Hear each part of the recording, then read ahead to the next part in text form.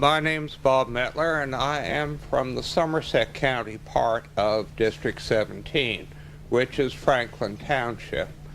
I lived in central New Jersey all of my life. I was born in what's now Robert Wood Johnson Hospital, back when it was Middlesex General Hospital. My mother was born in the city of New Brunswick on a farm that used to exist in within the city limits. And I am old enough to remember when I was in high school, New Jersey did not have an income tax. It did not have a sales tax. It did not have casino gambling. It did not have the lottery. All of these were supposed to help with our property taxes, but yet today on the radio it announced Rutgers did a study. We again have the highest property taxes in the country. So something is very, very wrong. And the other reason that I am running is what I would call over-regulation. And I have a couple of examples, both of which happened.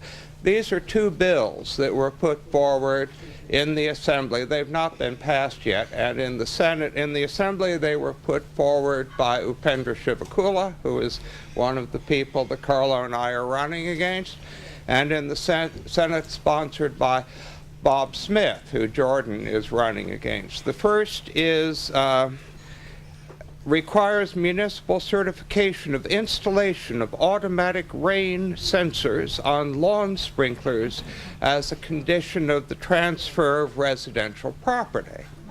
Now, I don't know whatever happened to the power of persuasion. It seems, and I'm afraid it has been true of our state legislature for a long, long time, that we need a law for absolutely everything, and which I think is actually complete nonsense. And one of the things that I'm running on are the things I'm not going to do, which is not do unnecessary laws.